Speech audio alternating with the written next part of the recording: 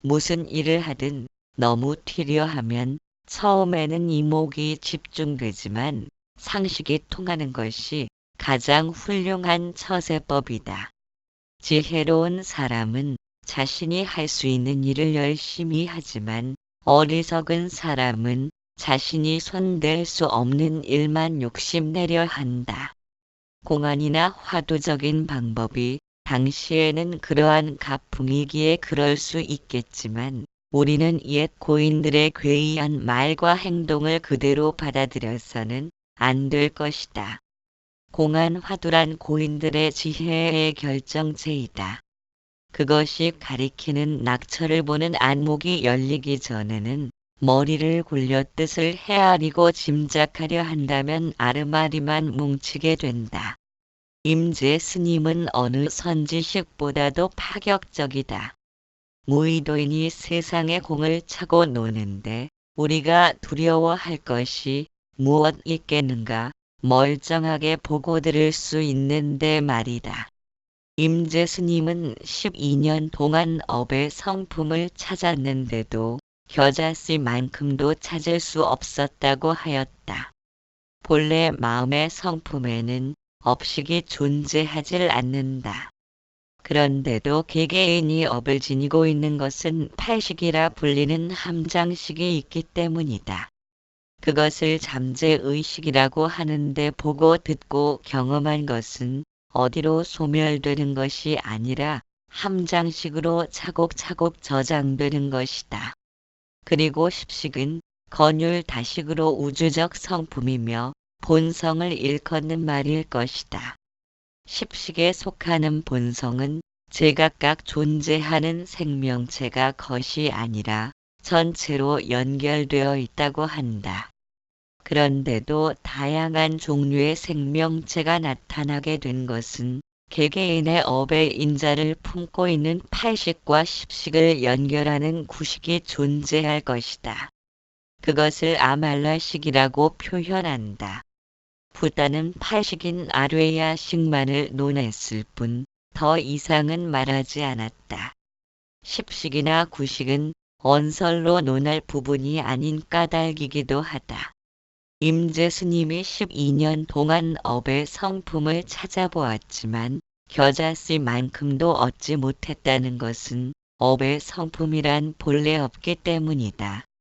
만일 업을 만들고 있는 본래 성품이 있어서 그것을 발견한다면 깨달은 사람이라고 칭송받을 것이다. 그렇다면 도라는 물건은 무언가 닦아서 얻을 수 있는 것이다. 그러나 얻을 수 있다는 것은 잃어버릴 수도 있다는 것이다. 얻거나 잃어버린다는 것은 만들어진 것이며 만들어진 것은 생멸 변화를 일으킨다는 의미이다. 그것은 진리가 될 수 없다. 부다 당시 인도에서 80% 이상을 차지하는 바라문교의 아트만 사상은 누구도 거부할 수 없었다. 그러나 부다는 아트만 사상을 참된 실체가 아니라며 거부한 것이다. 당시의 사람들은 자신들의 우상을 폄하하는 부다에 대하여 혼란을 겪지 않을 수 없었다. 그래서 바라문교들이 부다를 하루 종일 쫓아다니며 욕을 하고 험담을 하는 등의 일화가 전해져 온다. 아트만을 숭배하는 바라문교도들은 부다를 눈의 가시처럼 여겼을 것이다. 자신들이 믿고 따르던 우상을 발로 차버렸기 때문이다. 아트만 사상이란 윤회의 주체인 팔식의 함장식을 영원한 실체라고 여기며 숭배하였다. 그러나 부다는 아트만을 전면으로 부정하였다. 윤회의 주체인 아트만은 참나가 아니며 그것은 단지 옷의 구슬에 비친 그림자일 뿐이라고 규정하였다. 아트만이란 오온 중에서 시곤을 가리키고 있다. 시곤의 영역은 팔식인 잠재의식까지 포함되어 있으므로 현생의 기억뿐만 아니라 까마득한 세월부터 기억된 모든 것이 담겨 있다. 그러한 윤회의 주체를 인정한다는 것은 생사의 물결을 벗어나지 않겠다는 의미와도 같다. 붓다가 아트만을 부정한 것은 아상이 행하는 모든 것은 거짓된 자아관념이기 때문이다. 소행이란 아상이 사라져야 하며 아상이 사라지면 생사가 본래 없음을 안다. 아상이 사라진 마음은 집착이 없으며 좋고 나쁨에 대하여 무심한 눈으로 바라본다. 깨달음이란 더 이상 생사를 전전할 수 있는 무언가가 소멸된 것이다. 즉 환법과 같은 현상계의 꿈에서 깨어난 것이다. 아트만을 부정하는 붓다의 사상으로 인해 바라 문교에 의한 박해가 엄청났지만 붓다의 사상을 통해 비로소 깨달은 사람들이 나타나기 시작했다. 아상을 소멸시키기 위해서는 세상에 매달리려는 집착이 없어야 한다. 삼라만상이란 공함의 본성으로 이루어졌음을 알 때 마음은 일체처에 무심하게 된다. 그렇기에 무언가라도 인정하려는 사상을 지닌 종교는 그것이 몇 천 년을 이어온다고 해도 깨달음은 나타나지 못한다. 모든 생명체는 존재하려는 의도로 인해 욕망을 일으키며 그것이 고통을 일으키는 원인이 된다. 즉 욕망이 고통인 것이며 기뻐하고 즐거움을 제공받은 것들로 인하여 고통받고 있다. 결국 목숨에 집착하기에 고통을 받는 것이며 고통을 떨치기 위한 집착이 업의 인자가 되어 목숨을 받는 원인이 된다. 이처럼 목숨을 받았기에 고통이 따르며 고통에서 벗어나려는 집착이 다시 목숨을 받아야 하는 순환 고리가 끝없이 이어지고 있다. 임재 스님은 말하길 예스님네는 가는 곳마다 사람들이 믿어주지 않아 쫓아내고는 비로소 귀한 사람인 줄 알았다고 하였다. 만약 가는 곳마다 사람들이 모두 인정해 준다면 이런 사람은 무슨 쓸모가 있겠는가 하였다. 진리의 길이란 본래 그런 법이다. 세상이 시든 꽃처럼 보여야 비로소 도가 닦여지는 것이다. 활짝 핀 꽃이라면 마음이 싱숭생숭할 터이니 세상 구경을 좀 더 맞춰야 한다. 구경할 일도 많은 세상 아닌가. 벚꽃이 흐드러지게 핀 길에서 연인과 함께 걸어보는 일도 보기 좋은 그림이다. 그러나 진리의 길로 들어선 사람들은 현생만을 통해 이루어진 것이 아니기에 알콩달콩 웃음꽃이 피어나는 인연이 맺어지지를 않는다. 그것은 내가 세상을 살아가는 것이 아니란 의미이기도 하다. 우리는 단지 내 삶이 눈앞에 지나치는 풍경만을 바라다 볼 뿐이다. 세속을 벗어나 진리를 성취하겠다는 의도도 가상하지만 진리의 길이란 세속의 길과는 정반대를 향하고 있다. 세속과 진리란 같은 뿌리를 지녔기에 모습은 정반대일 것이다. 마치 세상과는 커다란 유리벽으로 가로막힌 듯해야 마음이 식은 재처럼 세속과 진리의 양변을 넘나들지 않는다. 여기저기서 인기가 많아 오라는 곳이 많으면 세상이 바지 가랭이를 붙들고 놔주질 않는다. 그렇게 삼계를 그리워하는 마음이 붙어 있다면 그 마음은 여전히 세상을 넘볼 것이다. 그러나 우리에게는 열반의 성품이 존재한다. 무수한 생을 전전하면서 해볼 것 다 해보았어도 마음은 구멍 난 항아리처럼 아무리 채워도 채워지질 않는다. 그 마음 붙들고 세상 끝까지 버틴다고 해도 언제나 마찬가지의 결과를 손에 쥘 뿐이다. 이래저래 돌을 닦는 일이 내 마음을 떠나서는 될 일이 아닌 듯하다. 그리고 벌떡 일어나 여우 머리통과 같은 세상의 고막이 찢어지도록 포효하는 사자답게 한 번 울부짖으라 평소 마음이 도이다. 도 배우는 이들이여. 제 방에서는 닦을 도가 있고 깨칠 법이 있다고 하는데 그대들은 무슨 법을 깨치며 무슨 도를 닦는다고 말하는가. 그대들이 지금 작용하는 곳에 무슨 모자람이 있으며 어떤 점을 보완한다는 것인가. 나이 어린 후학들이 잘 모르고 이들 여우 도깨비들이 하는 말을 믿는다. 그리하여 사리를 설명하여 다른 사람들을 얽어매고는 이치와 수행이 부합하고 삼업을 잘 지켜야만 성불할 수 있다는 말을 하도록 허락해 버리는데 이렇게 말하는 자들은 봄날의 가랑비처럼 많다. 옛사람이 이르기를 길에서 도에 통달한 사람을 만나거든 무엇보다 도에 대해서 말하지 말라고 하였다. 그러므로 말하기를 만약 누구라도 도를 닦는다면 도를 행함이 아니니 수만 가지 삿된 경계들이 앞 다투어 생겨난다. 지혜의 칼을 뽑아들면 아무것도 없어져서 밝음이 나타나지도 않았는데 어둠이 밝아진다고 하였다. 그러므로 옛사람이 말하기를 평소 마음이 도이다라고 하였다. 대덕들이여 무엇을 찾느냐. 지금 바로 눈앞에 법문을 듣는 의도함이 없는 도인은 너무도 분명하여 결코 부족한 적이 없었다.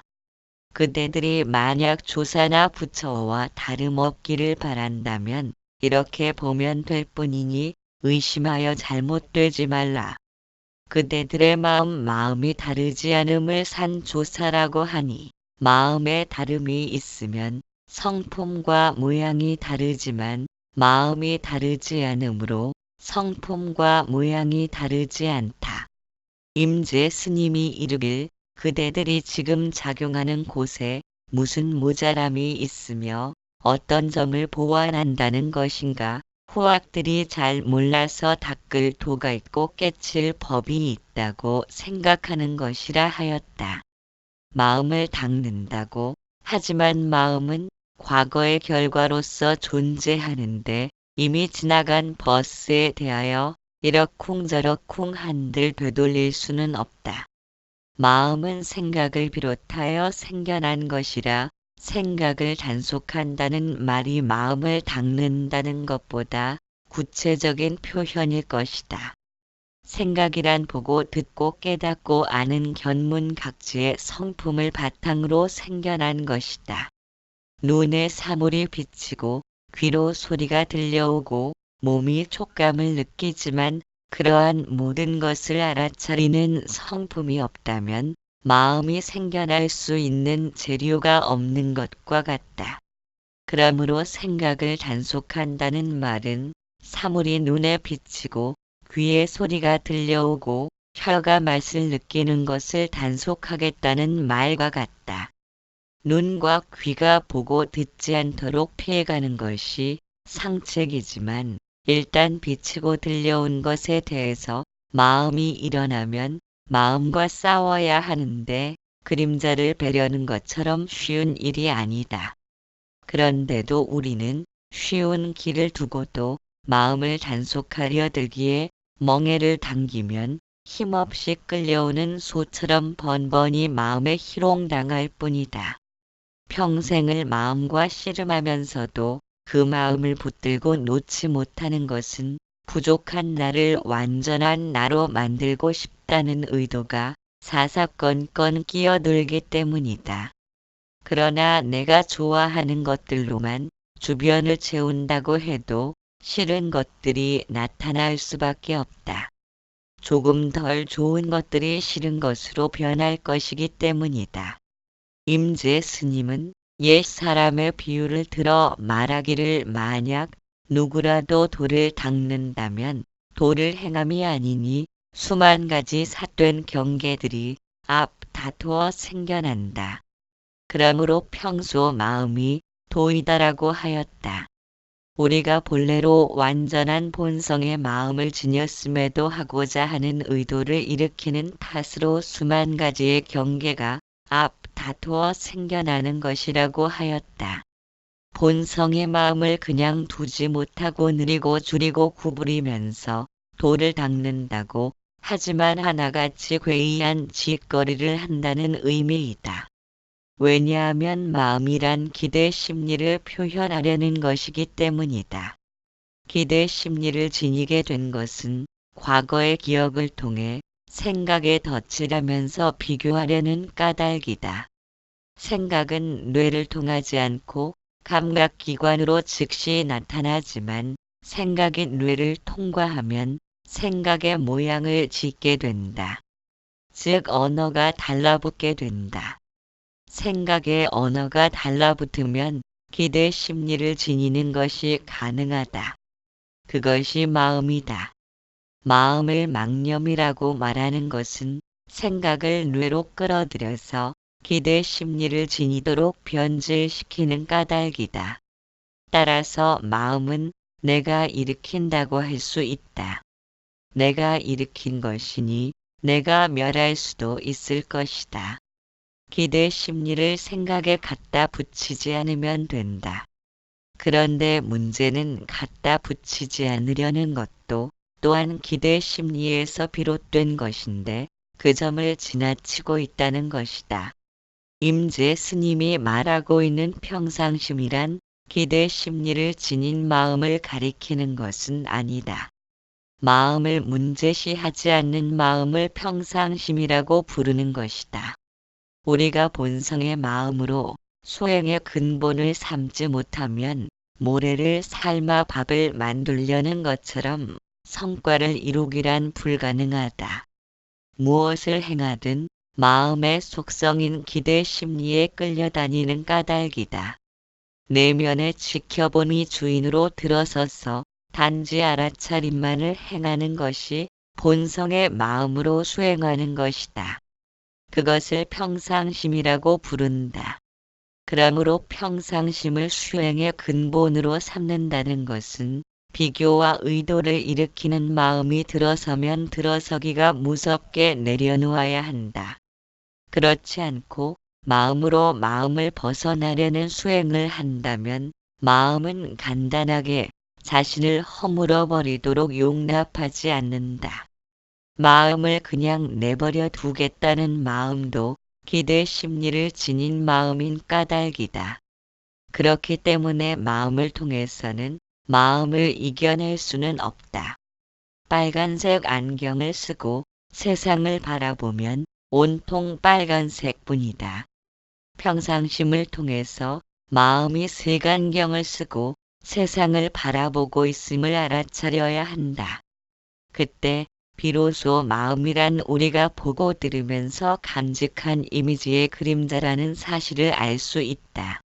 임재 스님은 지금 그것을 말하고 있다. 지금 바로 눈앞에 법문을 듣는 의지함이 없는 도인은 너무도 분명하여 결코 부족한 적이 없었다. 그러므로 불법을 구하고자 공부하려 하지 말고 그저 평상대로 똥 마려 오면 똥 누고 오줌 마려우니 오줌 누고 배고프면 밥 먹고 피곤하면 곧 누워서 자면 된다고 하였다. 임재 스님이 말하고 있는 무의도인이란 무엇을 뜻하는지 감 잡지 못한다 해도 알려고 할 필요가 없다. 그러나 무언가 달라져야 한다고 믿는 마음이라면 그 마음은 본래로 온전한 마음은 아닐 것이다. 본래로 온전하다면 달라져야 할 필요가 없기 때문이다. 잘라내야 하고 달라져야 한다고 믿는 마음이란 기대 심리를 지닌 마음이다. 그 마음을 통해서 무의도인을 알고자 한다면 기대 심리를 지닌 마음은 끝까지 남겨져 있을 것이다. 임재 스님은 말한다. 그대들이 만약 조사나 부처와 다름없기를 바란다면 지금 바로 눈앞에 법문을 듣는 부족함 없는 무의도인이 바로 그것이라고 한다. 그러나 설령 무의도인이 무엇을 의미하는지 안다 해도 내가 안다는 생멸심이 주인 노릇을 하고 있다면 아는 것만으로는 충분치가 않다. 무의도인으로 행할 수 있는 것이 아무것도 없기 때문이다. 그래서 임재 스님은 무엇을 자꾸 찾으려 하느냐고 묻는 것이다. 무의도인의 존재를 감 잡았다고 해도 우리는 늘 허전하다. 달라져야 무언가가 나타나지 않기 때문이다. 여전히 기대 심리를 지닌 마음이 주인 노릇을 하고 있다는 의미이다.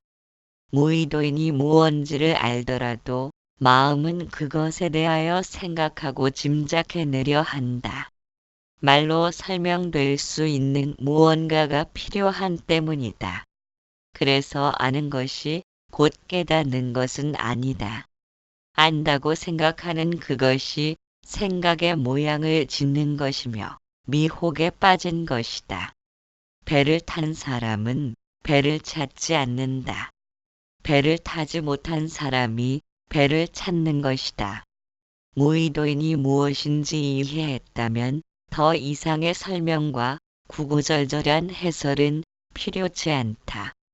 그러나 무의도인을 언어로 가리키면서 짐작한다면 배를 타고서도 배를 찾는 사람과 같다. 그렇게 되면 스스로가 의심을 놓지 못하고 소나귀에 무의도인을 쥐고 흔들면서 하인처럼 부리고 싶어하는 까닭이다. 그래서 아는 것으로 즉각 끝나면 깨달음이지만 질질 끌고 다니면 허망한 마음의 약도를 들고 잘못된 길로 들어서게 된다. 선사들이 참성품을 찾고 구하지 말라는 의미는 무의도인을 이제 알았으면 그만 의도를 일으키는 마음을 쉬라는 것이다. 진울 스님도 말하기를 사물이 보이고 있다면 눈을 잃어버리지 않은 것이라고 했다. 사물이 뻔히 보이고 있는데 눈을 찾겠다고 돌아다니면 그는 결코 눈을 발견할 수 없다. 무의도인이 목전에서 펄펄 살아있는데도 무의도인을 찾아야겠다고 한다면 잠꼬대 같은 말만 내뱉고 있는 것이다. 평상심이란 마저 대사가 한 말이지만 임재 스님이 평상심의 전곡을 찌르고 있다. 이처럼 도에 대하여 손바닥에 올려놓고 직접적으로 말한 선지식은 임재 스님 외에는 별로 없다. 선지식들이 그것을 직접적으로 표현하지 않고 완곡하게 말한 것은 본인 스스로가 그것을 알아차려야 한다는 의미가 담겨 있다. 오래도록 궁금해하던 숙제가 풀어지면 마음 깊숙이 각인되는 까닭인지도 모른다. 그러나 임재 스님처럼 돌려서 말하지 않고 직접적으로 말한다 해도 우리는 그것을 질질 끌고 다녀야 한다. 이래저래 마찬가지이다. 돌려 말하여 그것을 알아차리는 것이나 질질 끌고 다니다가 놓아버리는 것이나 차이는 별로 없을 것이다. 어쨌든 무의도인을 알고 모르는지가 문제가 아니라 알고 있다고 생각하는 그 마음이 모든 문제를 일으킨다. 그것은 이미 과거의 이미지에 불과하다. 그런데도 허무맹랑한 과거의 이미지를 내 마음인 줄 굳게 믿고 있다. 괴상하다고 하여 괴상하지 않은 마음으로 탈바꿈시키려 하면 흉물스런 물건이 될 뿐이다. 더 이상 마음을 건드리지 않는 것, 즉 마음은 건드리고 자시고 할 것이 없다. 생각을 뇌로 끌어들여 기대 심리를 일으키는 것이 망념이다. 의도가 사라진 생각이 곧 평상심이며 평상심은 그저 평상에 앉아서 삶이 내 눈앞으로 스쳐감을 지켜보는 것이다. 거기에는 과거가 존재하지 않으므로 있는 그대로를 보고 들을 뿐이다. 그것이 행위자가 없는 강물에 비친 달이며 과거의 업이 눈앞을 스쳐갈 뿐 생겼지만 생겨난 바가 없는 무생법이니 곧 우리이다. 10. 문자에서 찾지 말라. 학인이 묻기를 무엇이 마음과 마음이 다르지 않는 경계입니까? 그대들이 물으려 하는 순간 벌써 달라져 버리니 성품과 모양이 각각으로 나누어진다. 도 배우는 이들이여, 착각하지 말라. 세간, 출세간의 모든 법은 다 자성이 없으며 또한 나는 성품도 없다.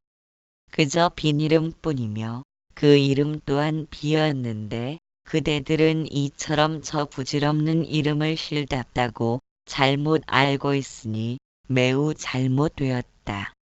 설사 있다 하더라도 모두가 의지에서 피어난 경계들이다.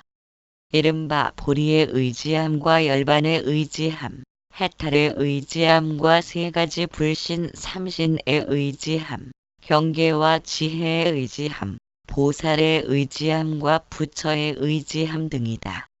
그대들이 의지하여 변하는 국토들 가운데서 무엇을 찾느냐? 나아가 삼승 12분교는 모두가 더러운 것을 닦아낸 휴지이고 부처란 헛개비로 나타난 몸이며 조사란 늙은 비구이다. 그대들도 어머니로부터 태어나지 않았느냐? 그대들이 부처를 구하면 부처라는 마군에 붙잡히고 조사를 구하면 조사라는 마군에 묶인다. 구하는 족족 고통이니 아무 일 없느니만 못하다. 무엇이 마음과 마음이 다르지 않는 경계입니까? 하고 하긴이 물었다.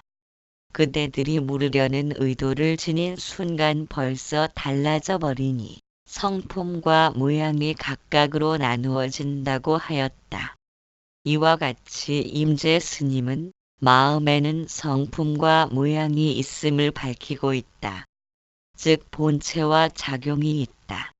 우리는 의도를 지닌 마음의 작용만을 마음이라고 생각하기에 마음의 본체와는 어긋나게 되었다.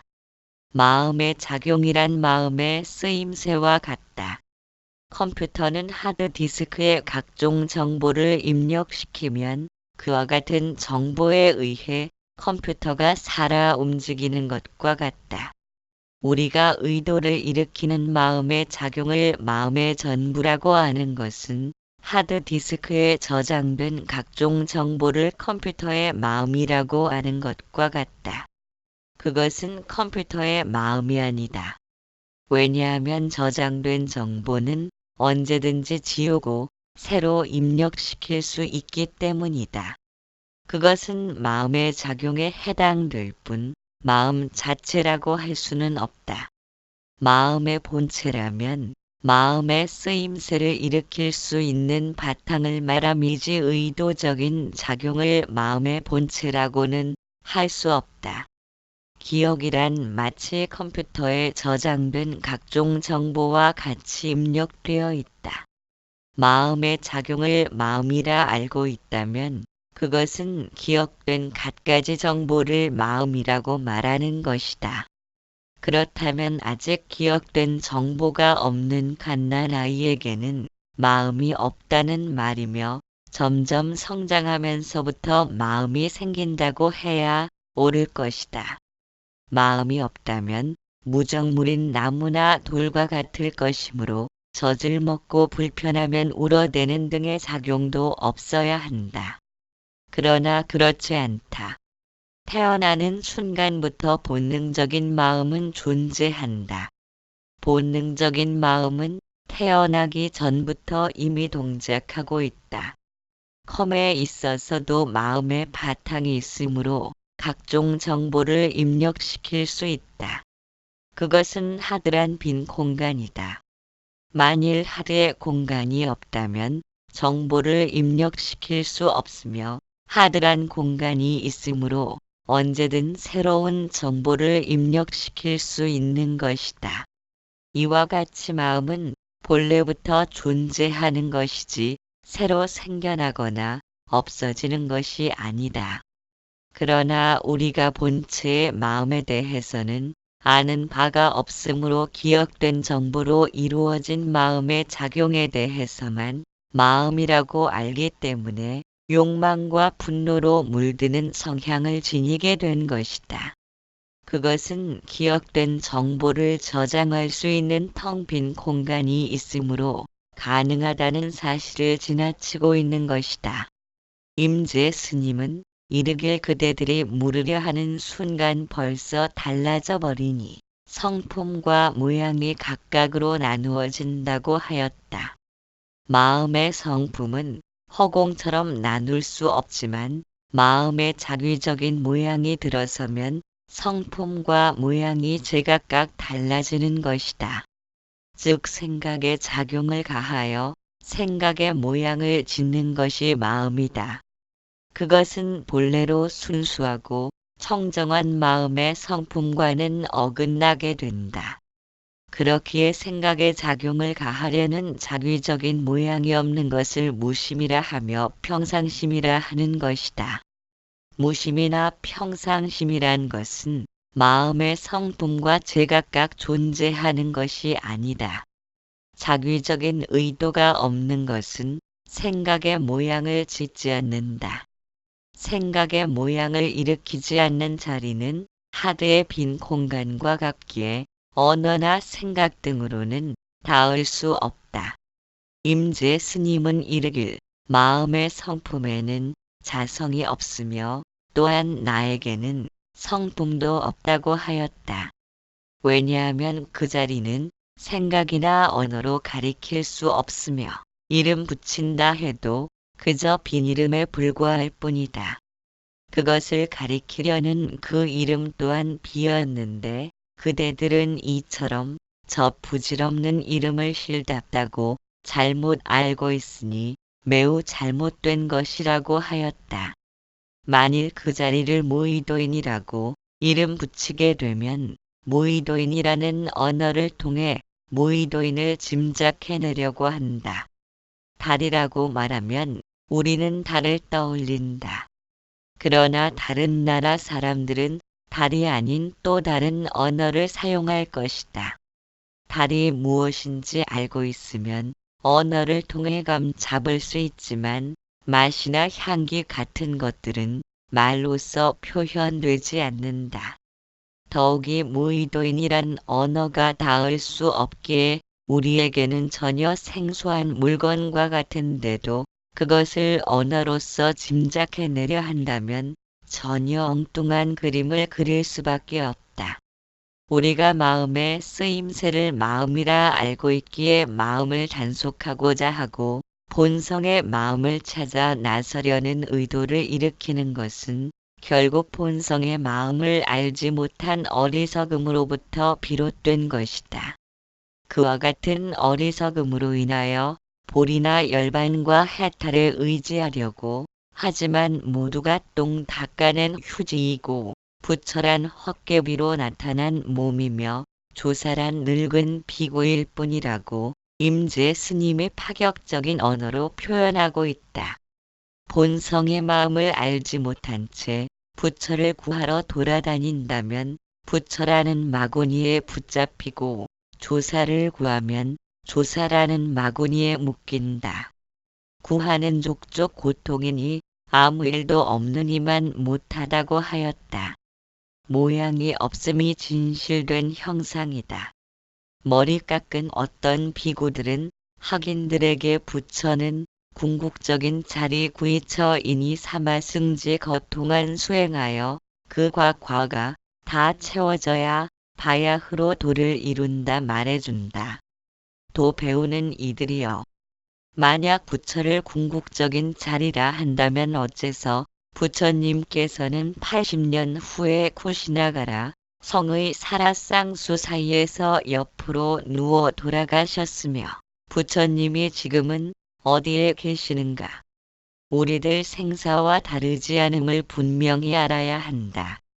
그대들은 30 이상 80 종호가 부처님이라고 하는데 그렇다면 전륜성왕도 마땅히 열애여야 할 것이나 그것은 변화하여 나타난 헛개비라는 것을 분명히 알아야 한다. 옛사람이 이르기를 열애께서 몸으로 모습을 보여주신 것은 세상 사람들의 마음을 따라주기 위해서이다. 사람들이 영영 돌아가셨다고 생각할까 걱정하시어 방편으로 우선 거짓 이름을 세워 거짓으로 30 이상 80 종호를 말씀하셨다. 그러나 빈소리일 뿐 몸이란 깨달으신 본체가 아니며 모양이 없음이 진실된 형상이다라고 하였다. 임재 스님은 이르길 30 이상 80 종호가 부처님이라고 하는데 그렇다면 전륜성왕도 마땅히 열애여야 할 것이다. 그러나 그것은 변화하여 나타난 헛개비라는 것을 분명히 알아야 한다고 하였다. 육신의 몸으로서의 부처란 궁극적인 자리가 아니기 때문에 쿠시나가라 성의 사라쌍수 사이에서 다른 사람들처럼 옆으로 누워 돌아가셨으며 우리들의 생사와 다르지 않음을 분명히 알아야 한다는 것이다. 육신의 몸을 초월한 본성의 자리에는 생사가 없으며 생사가 없으니 고통도 없고 고통도 없으니 고통을 멸하는 진리마저도 없다. 그런데도 사람들은 외관과 이름에 치우친 생각에 집착함으로 부탁해서 열반에 들면 영영 돌아가셨다고 생각할까를 걱정하여 30 이상 80 종호를 방편으로 세운 것이다. 그러나 이름과 모양이란 빈소리일 뿐 몸이란 깨달으신 본체가 아니며 모양이 없음이 참으로 진실한 형상의 몸인 것을 알아야 한다고 하였다. 금강경 26장에는 다음과 같은 구절이 등장한다. 수부티야, 열애가 특징을 갖추었다고 보아야 하겠느냐? 수부티는 말했다. 열애를 특징을 갖춘 존재로 보아서는 안 됩니다. 수부티야, 그러하다. 열애를 특징을 갖춘 것으로 보아서는 안 된다. 만일 열애가 특징을 갖춘 것으로 본다면 전륜성왕 전륜성왕도 열애가 될 것이다. 그렇기 때문에 열애를 특징을 갖춘 것으로 보아서는 안 되는 것이다. 또한 붓다의 육신은 다만 빈소리이며 깨달은 본체가 아니며 모양 없음이 진실된 형상임을 알아야 한다는 금강경의 구절은 다음과 같다. 수부티야, 누군가가 열애는 가고 혹은 오고 혹은 머물고 혹은 앉고 혹은 침상에 눕는다. 라고 설했다면 그 사람은 내가 한 말의 의미를 이해하고 있지 못한 것이다. 그것은 어째서냐 하면 수부티야, 열애라고 불리는 사람은 어디에도 가지 않고 어디로부터도 오지 않기 때문이다. 현상 계란 별이나 눈의 환영, 등불, 덧없는 것, 이슬, 물거품, 꿈, 번갯불, 구름 같은 그런 것이라 보아야 하리라. 하면서 금강경을 마치셨다.